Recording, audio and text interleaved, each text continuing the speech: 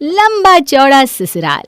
जैसा कि आप नाम से ही समझ गए होंगे कि आज की कहानी एक ऐसे ससुराल की है जहां पर एक लंबा चौड़ा परिवार रहा करता है। सास, ननद, देवरानी, जेठानी। कहने को तो घर में 4-4 महिलाएं हैं, लेकिन जाने क्यों वो सभी ही अकेलेपन की शिकार है। ये मैं क्या सुन रही हूँ माँ जी? छोटी शहर जाने की तैयारी कर रही है? हाँ, तो इसमें इतना शोर करने वाली कौन सी बात है? छोटे का शहर से फ़ोन आया है, कह रहा है शहर में उसे बड़ी दिक्कत हो रही है, ना ठीक से खाना खा पा रहा है, ना कोई ख्याल रखने वाला है।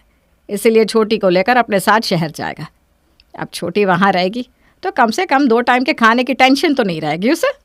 वाह माँ जी वाह, ये आपने बड़े पति की बात करी। देवर जी को अभी शादी किए हुए 1 ही साल हुआ है। 1 ही साल में उन्हें पत्नी की याद सताने लगी और ये खाना नहीं खा पाते, तबीयत खराब है, ये सारे ना बहाने हैं बीवी को बुलाने के। और क्या, एक हम है, शादी को 5 साल होने आए, लेकिन हमें शहर भेजने के बारे में आपने एक बार भी नहीं सोचा। खाना बनाने और खाने की दिक्कत बस देवर जी को होती है। हमारे बिट्टू के पापा क्या लोहे के बने हैं? मुझे तो आपने कभी शहर भेजने के लिए हामी नहीं भरी। अरे तो तुम दोनों को शहर भेज दूंगी तो मैं यहाँ के अकेले दीवारों पे सर मारूंगी। और भूल मत बड़ी बहू, यह घर गृहस्थी संभालने की जिम्मेदारी मेरे बाद तेरी है, इसलिए तू तो शहर जा ही नहीं सकती। इसलिए ये शहर जाने के सपने देखना छोड़ दे। और छोटी से तेरी क्या बराबरी है? उसकी अभी अभी शादी हुई है और मेरा छोटा अभी तो शुरू से ही नाजुक रहा है। बाहर का खाना उसे हजम कहाँ होता है। इसलिए मैंने तय किया है कि छोटी बहू जाकर छोटे के साथ रहेगी और तू यहाँ गांव में मेरे साथ घर संभालेगी। माँ ने भी कोई कच्ची गोलियां नहीं खेल रखी है। अगर मैं अपने पति के बिना यहाँ गांव में रह रही हूँ तो छोटी को भी मैं शहर नहीं जाने दूंगी।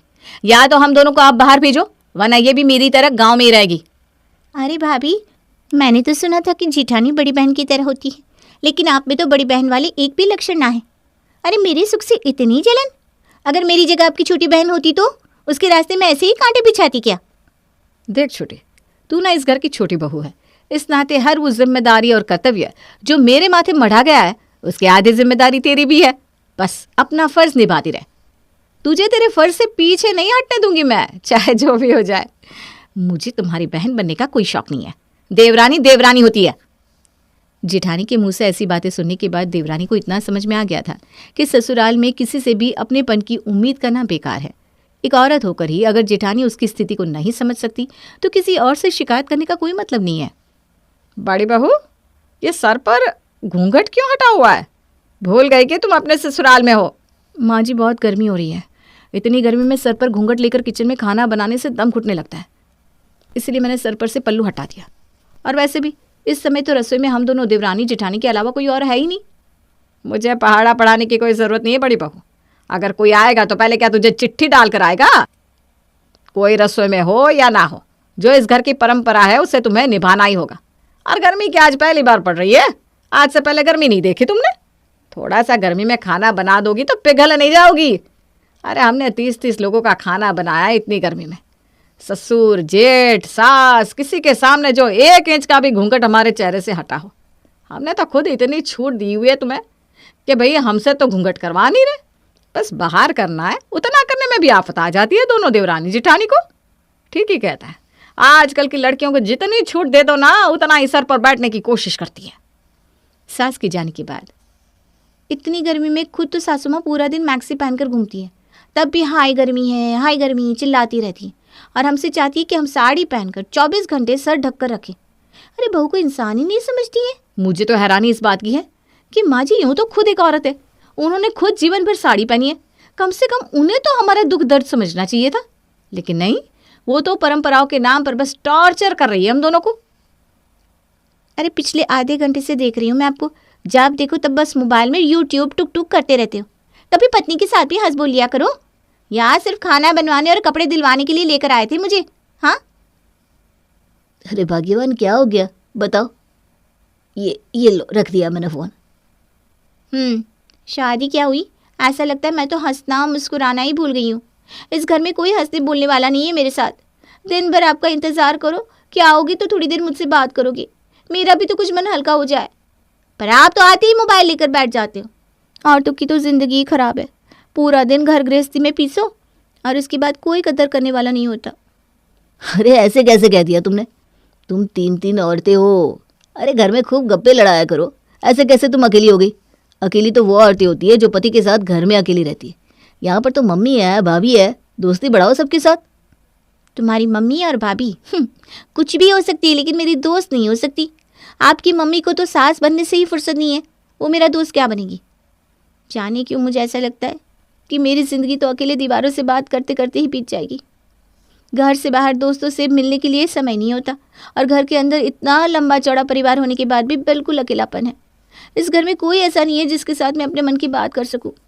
देवरानी की ये समस्या सुनने के बाद आप लोग ऐसा मत समझिए कि ये सिर्फ छोटी बहू की समस्या है।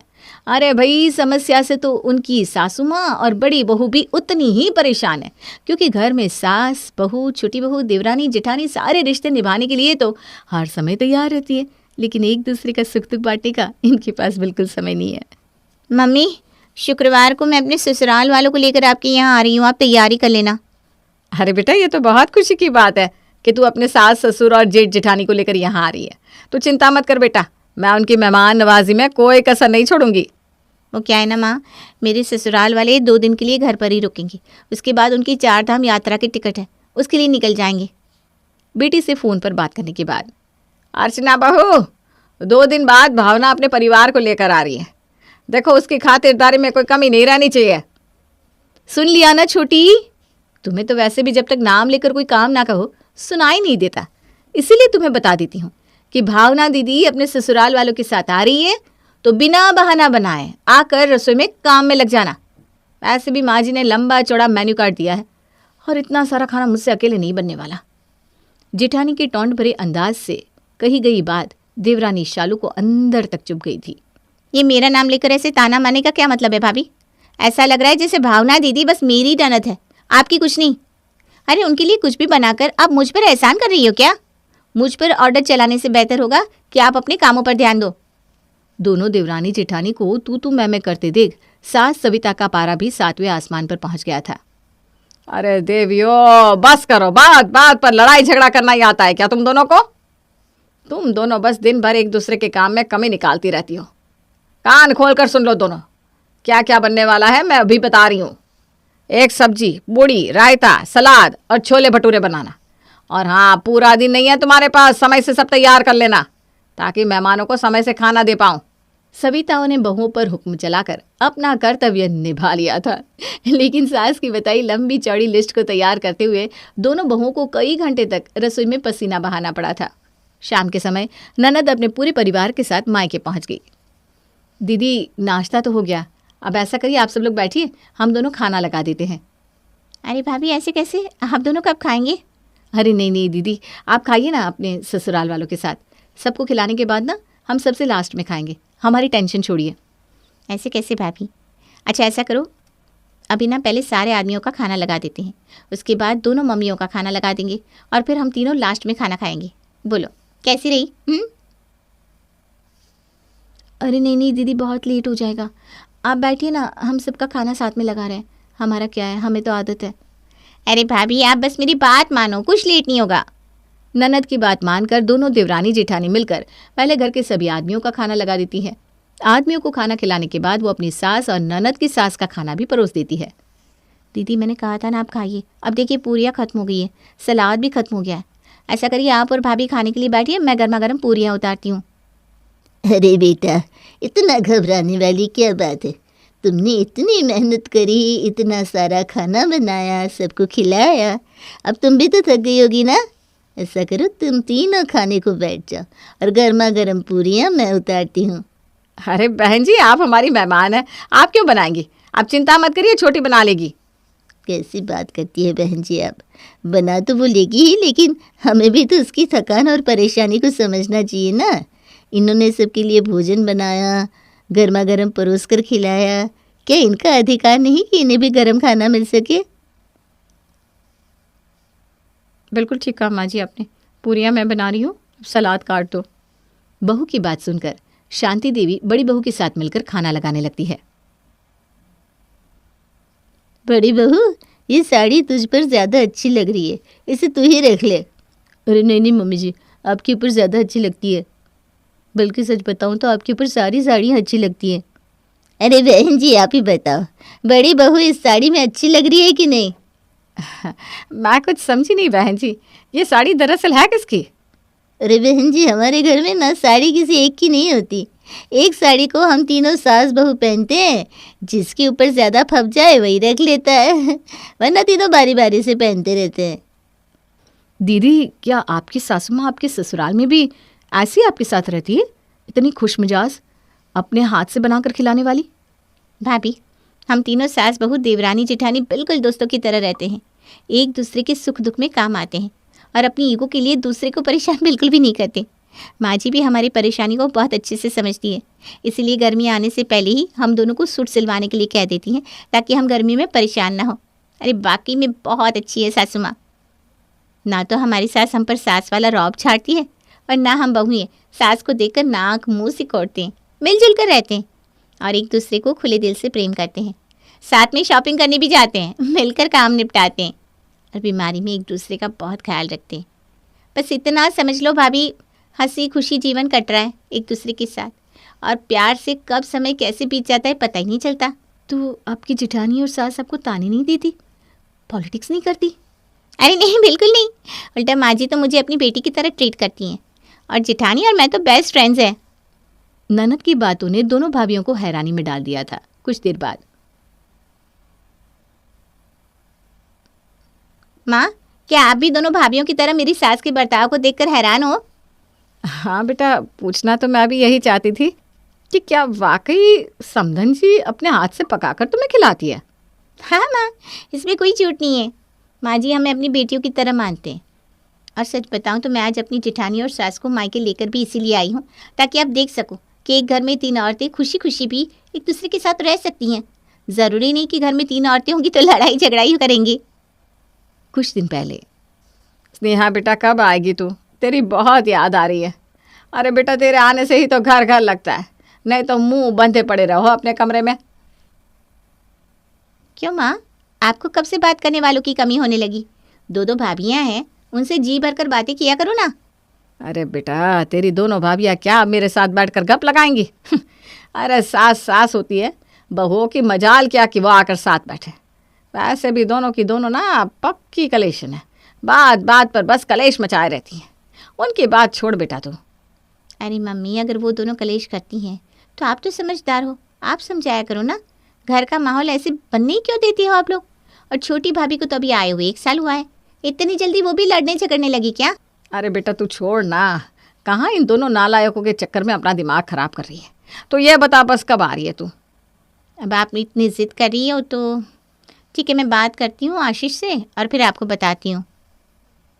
मम्मी कुछ ज़्यादा ही परेशान लग रही है, भाभी से बात करके देखती हूँ आखिर माजरा क्या है।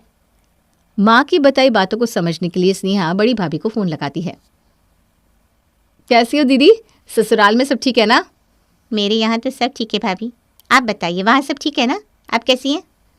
हाँ, वैसे तो सब ठीक ठाक है, घर में किसी बात की कोई कमी नहीं, लेकिन जाने क्यों सब कुछ होते हुए भी ना खाली खाली सा लगता है।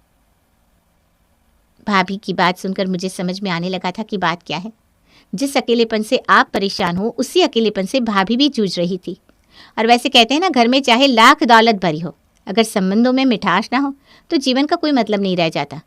और आप ये तो जानती हो ना कि एक औरत अपने जीवन में रिश्तों की तमाम सीढ़ियाँ चढ़ती हैं। बेटी और बहन के बाद पत्नी, देवरानी, जेठानी, बहू, सास तमाम किरदार निभाती हैं, फिर भी कभी अपने ही किरदारों के साथ दोस्ती नहीं कर पाती। आप भी तो कल तक किसी की देवरानी थी, बहू थी, फिर आज अपनी बहुओं की समस्या पर आंखें कैसे मूंद लेती हो माँ? औरत होने के नाते आप तीनों सब कुछ बन गई, लेकिन दोस्त नहीं बन पाई एक दूसरे की। जिस दिन आप अपनी बहुओं से दोस्ती कर लोगी ना, ये अकेलापन आपको छोड़कर चला जाएगा। तो बिल्कुल ठीक कहती है बिटिया, अपनी बहुओं की तकलीफ़ को तो मैंने कभी तकलीफ़ माना ही नहीं, कभी उनके साथ हमदर्दी नहीं दिखाई, कभी प्यार से उनकी तरफ देखकर मुस्कुराई नहीं, साथ में बैठकर कभी बातें नहीं की। बस हमेशा अपने सास होने के गुरूर में चूर रही। जैसी राह मैंने दिखाई वैसी राह पर मेरी दोनों बहुएं चली। घर का माहौल ही ऐसा हो गया कि सब अपने अपने में रहने लगे। अगर अब आपको अपनी गलती का एहसास हो गया है माँ, तो अभी भी अपने अंदर सुधार ला सकती हो। आप बदलोगी तो दोनों भाभियाँ भी अपने आप बदल जाएंगी। स्नेहा की बातों का माँ कौशल्या पर गहरा असर हुआ था। कुछ ही दिनों में कौशल्या निवास के रीति रिवाज बदल गए थे और अब वे तीनों सास बहू दोस्त बनकर खुशी खुशी साथ रहने लगी थी।